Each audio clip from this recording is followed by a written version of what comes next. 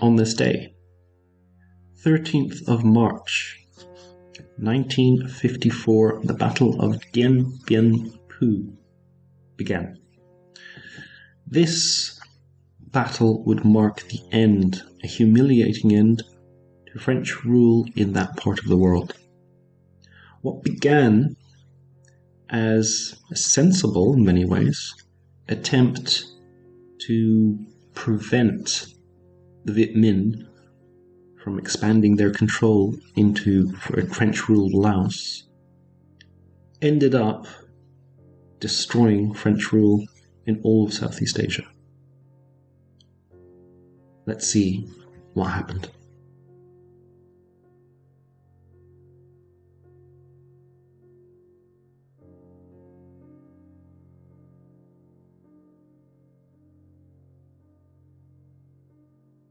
I've talked about the mess that French Indochina was after the Second World War. I will link that video somewhere in this video.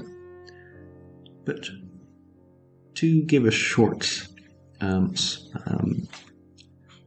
review of what happened, the Second World War was bad for France. France lost in Europe. The Japanese then strong-armed them to occupy their territory in French Indochina. The fact the French had to give up to the Japanese inspired and gave thought to many Vietnamese who didn't want to be ruled by France. And people like Ho Chi Minh, the leader of the communists, used it as a way to push the French out.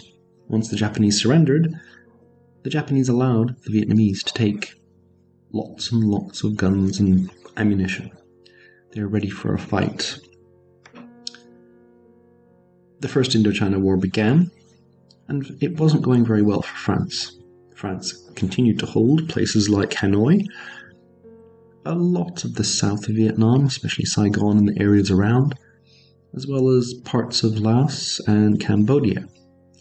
But much of northern Vietnam was, by 1953, under the control of the Viet Minh. The Viet Minh were in a strong position because their new allies to the north, the People's Republic of China, was also funding them with weapons. And much Soviet armaments came that direction over the border. The French Protectorate of Laos was seen to be vulnerable. The royal capital Luang Prabang, beautiful city by the way, was vulnerable to an attack by the Viet Minh, and the French knew this.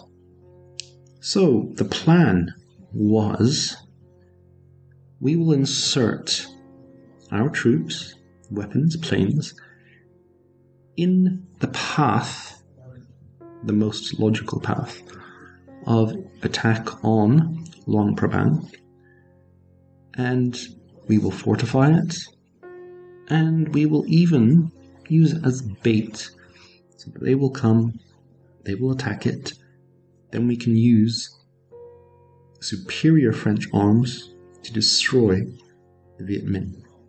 This would then give the French a powerful position in negotiations with the Viet Minh. The French at this point realized that they were not going to be able to continue to rule as obviously and as directly as they did before the war. But they wanted to keep their influence. What they wanted was what the French have in modern-day French Africa. Places like Mauritania and Mali and Niger and Chad and the Central African Republic and Gabon, even the Democratic Republic of Congo, Ivory Coast, those sorts of places. The French have a lot of influence in those countries. If the French president or the French government dislike a leader in that part of the world, they get rid of him and get someone else in. If there's a war to be fought, the French will either fight it or fund the people to fight it. The French control the economies of these places. There is one currency for the West African franc, and it is tied to the euro.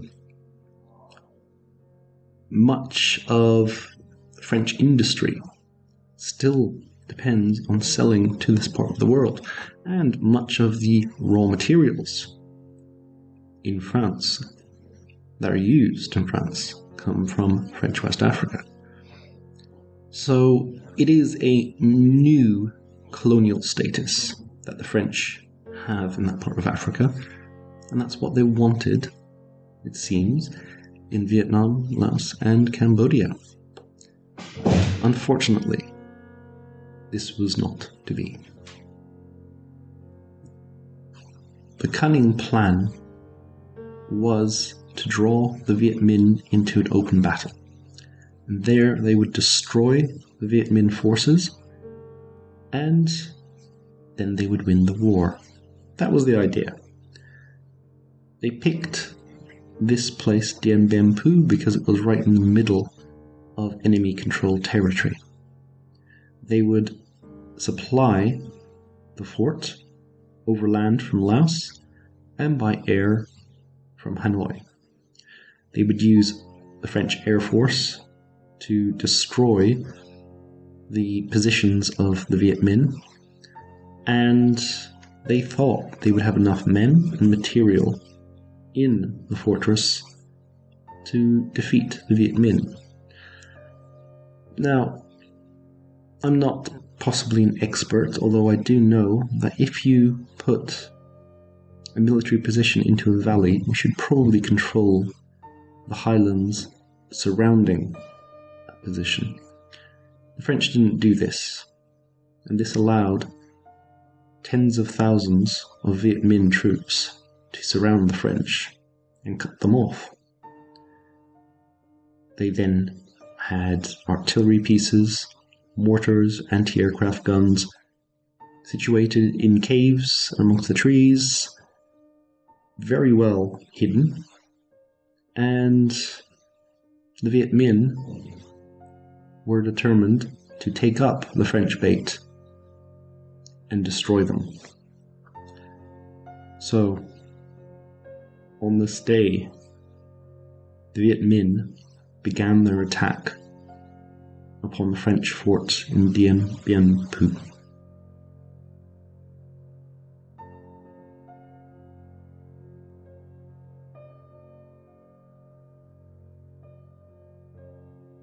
The French positions in the fortress of Dien Bien Phu, I keep on saying that, I don't know if it's pronounced that way, it's definitely not Phu.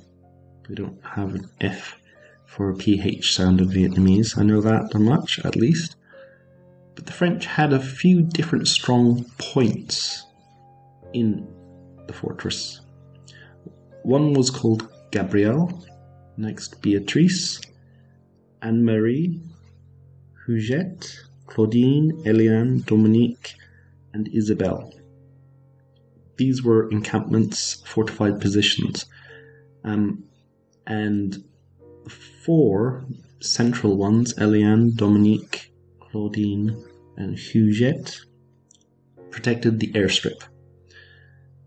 In the first 2 days of the Viet Minh launching their attack, the airstrip was put out of commission. So the great plan to supply by air was now done. They also couldn't supply over land because the Viet Minh controlled every route in. Already, by the 14th or 15th of March, it was already a military disaster.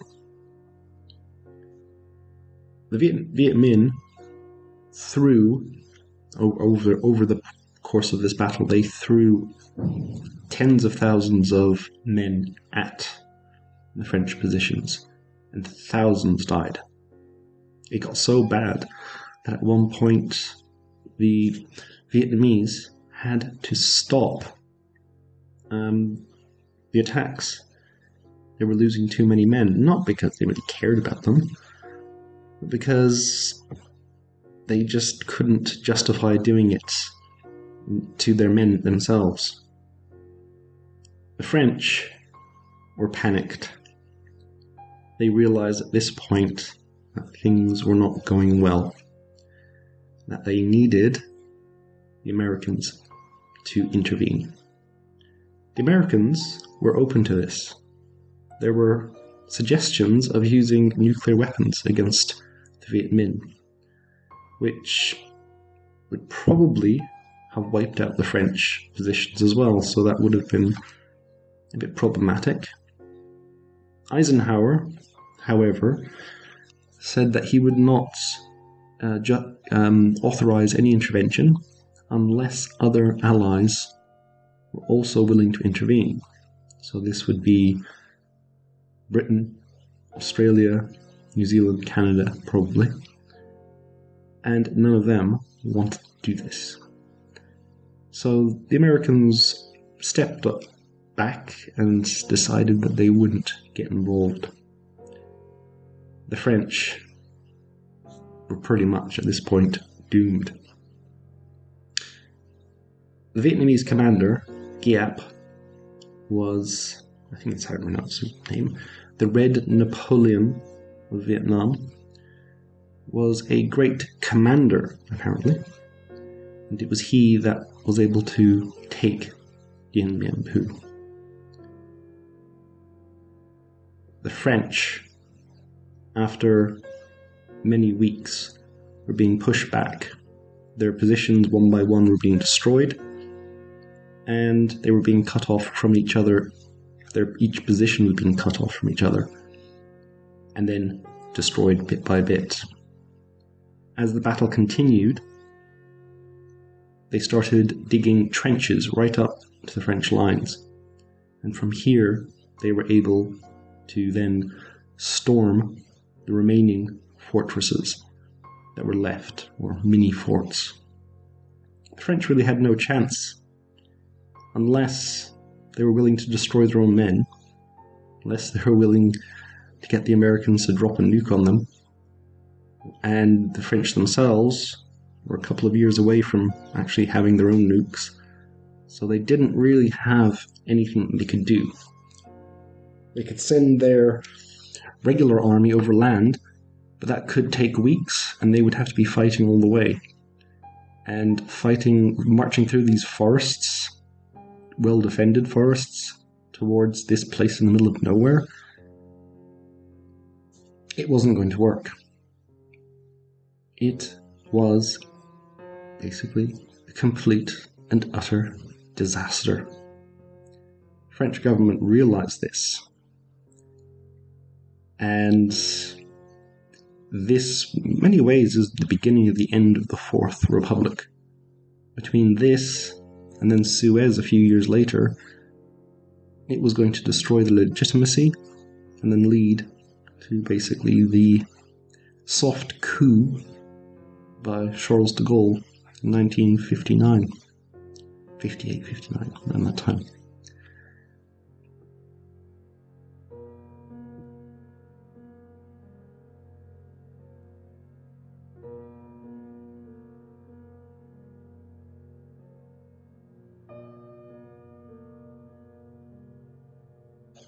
The French position became worse and worse as the battle went on.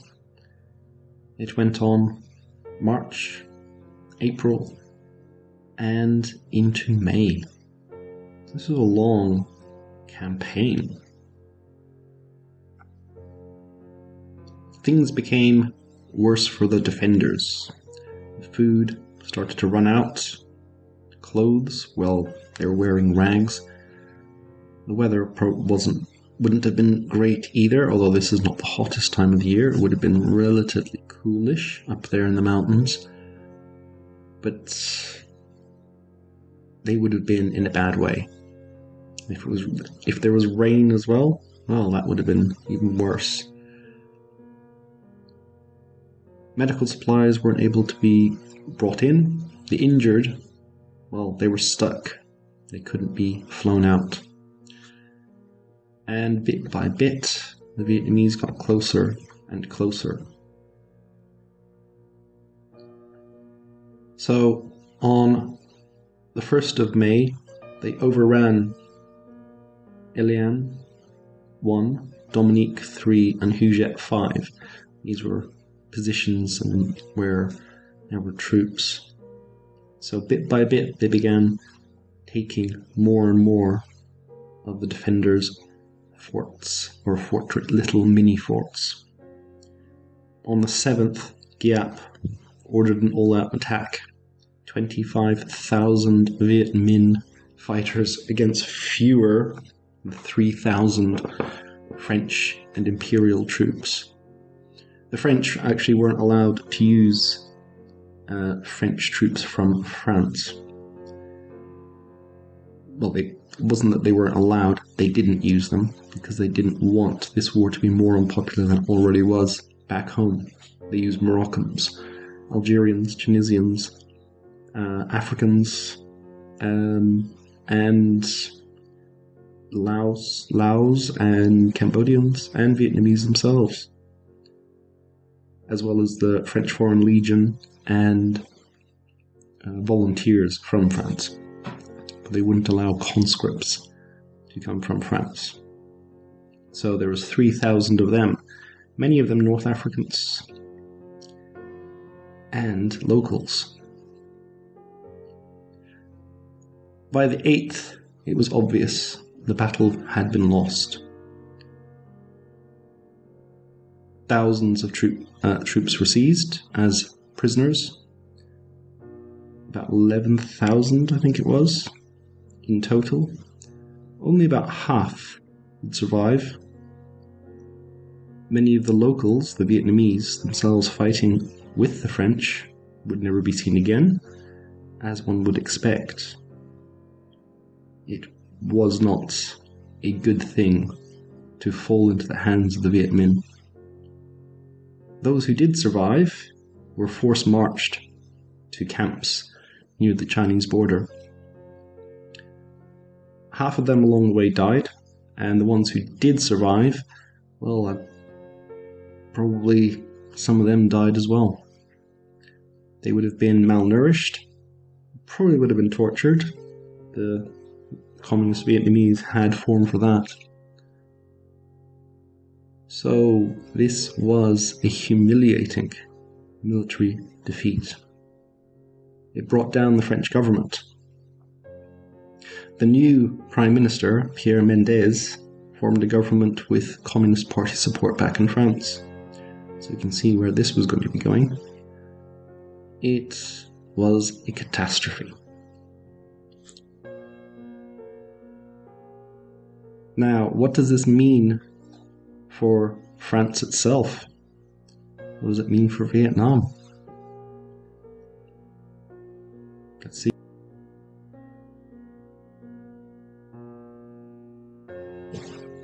After this defeat, there was no way that France could continue staying in Indochina.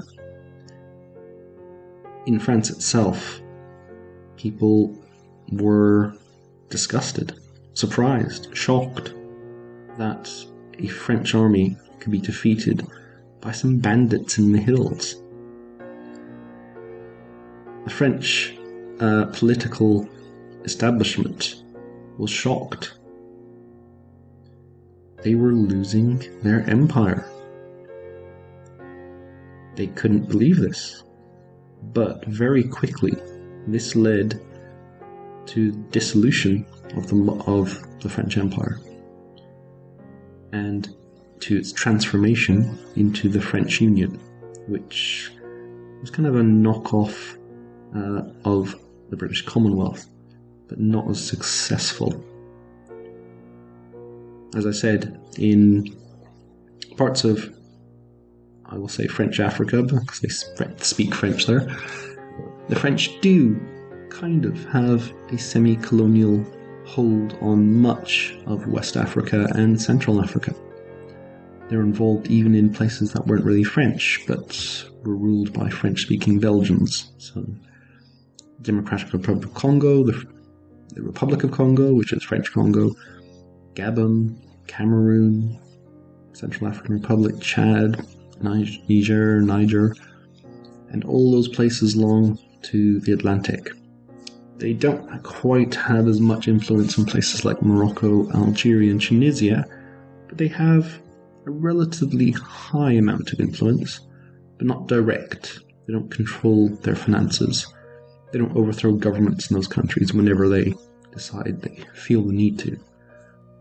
Vietnam, however, would not be a part of this French Union. I suppose the bitterness of fighting for so long meant that that would never be an option. The war would continue. The Viet Minh had won a great victory, but it wasn't as total as they thought at first. They believed they could have all of Vietnam. They could pretty much run Laos and Cambodia as well, which has been Vietnamese strategic policy for a long time. Get a little bit of strategic depth over the hills. Vietnam's a bit of a skinny country, can't have enemies threatening your 16-mile width. But they didn't. Laos and Cambodia would remain realms friendly to France, although independent, and they would be fighting their own communist insurgencies right up until the mid-70s. Vietnam itself would be split into two. The south would be a French-friendly state, and the north would be ruled by the Viet Minh. So they gave North Vietnam to the communists, hoping that that would keep them happy. But that wasn't going to do. They wanted it all. And you know the story. The war fizzled for a bit, but bit by bit, the Viet Minh became the Viet Cong in the south. The communist government in Hanoi, well, now it was a legitimate government. It had its supporters in China and in the Soviet Union. And they started funding the Viet Cong in the south, and their aim was complete victory. This war eventually became the American War, as Vietnam calls it.